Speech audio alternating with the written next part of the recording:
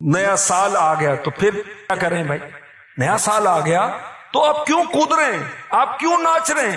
آپ کیوں فائرنگ کر رہے ہیں؟ آپ کیوں شرابیں پی رہے ہیں؟ کیوں ادھم بازی مچا رہے ہیں؟ بھائی کیا ہو گیا؟ نہیں، نیا سال آ گیا تو نیا سال آیا نا، نیا سال آیا تو اب کیا کریں؟ پچھلا سال میں نے کیسے گزارا غور کریں، اپنا محاسبہ کریں، آئندہ سال میں نے کیسے گزارنا ہے اس کی پلاننگ کریں۔ پچھلا سال کیسے گزارا؟ کتنے دن ایسے گزرے جس میں میری نمازیں قضا ہوئیں؟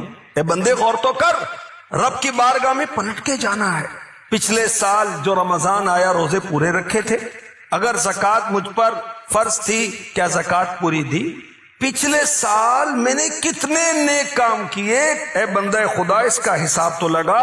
تو ناچ رہا ہے، تو کود رہا ہے، تو فائرنگ کر رہا ہے، تو پٹاخے اڑا رہا ہے، تو رقص کر رہا ہے، تو گانے گا رہا ہے، نیا سال آ گیا، نیا سال آ گیا۔ پھر پچھلے سال کیا کارنامے کیے اس پر غور کر۔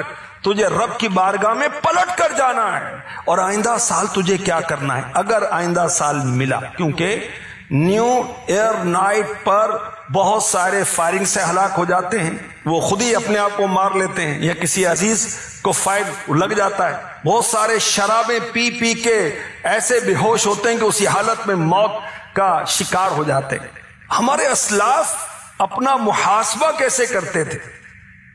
ایک جھلک آپ کو پیش کرتا ہوں۔ خوف خدا مکتبۃ المدینہ کی ایک کتاب ہے، اس میں لکھا ہے، ایک بزرگ، ان کا نام تھا زید بن سمت رحمۃ اللہ تعالی علیہ، ایک دن اپنے رفقا سے، اپنے دوستوں سے کہنے لگے، آج میں نے اپنی عمر کا حساب لگایا، میری عمر 60 سال ہو گئی، میں 60 ایئرز کا ہو گیا، میں نے دن بنائے 21,600 دن بنتے ہیں۔ میں سوچنے لگا اگر روز میں نے ایک گناہ کیا ہو تو 21,600 گناہ لے کر میں قیامت کے دن حاضر ہوں گا، میں حساب کیسے دوں گا؟ یہ کہنے کے بعد سر سے امامہ اتارا اور رونے لگے، بہت روئے، اتنا روئے کہ بے ہوش ہو گئے، اور کچھ دیر کے بعد افاقہ ہوا، نہیں ہوش میں آئے، پھر رونے لگے، اور روتے روتے ان کا انتقال ہو گیا۔ یہ دیکھیں اللہ کے نیک بندے اپنا حساب کتاب کرتے تھے۔ ہم بزنس پارٹنر کے ساتھ حساب کتاب کرتے ہیں، ہم اپنے ملازمین کے ساتھ حساب کتاب کرتے ہیں، دیگر دنیاوی معاملات کے حساب کتاب کرتے ہیں، گھر کے خرچے کا حساب کتاب کرتے ہیں۔ اللہ کے بندے اپنا حساب تو کر، تو نے کیا کمایا، کیا کھویا، پورا سال گزرنے والا ہے، کیا نیکی کی، کیا بدی کی، آگے کے لیے کیا بھیجا۔ وَلْتَنْظُرْ نَفْسٌ مَا قَدَّمَتْ لِغَدٍ، ہر انسان، ہر نفس سوچے کہ اس نے آخرت کے لیے، آگے کے لیے کیا بھیجا۔ ابھی موت واقع ہوگی، ابھی میں نے قبر میں جانا ہے، ابھی قیامت قائم ہوگی، 50,000 سال کا دن ہوگا، کوئی جہنم میں جائے گا، کوئی جنت میں جائے گا۔ غور تو کر تو نے کیا عمل کیے۔ قرآن پاک میں ارشاد ہوتا ہے، اور یہ کہ یہ ہے میرا سیدھا راستہ تو اس پر چلو، اور راہیں نہ چلو کہ تمہیں اس کی راہ سے جدا کر دیں گی۔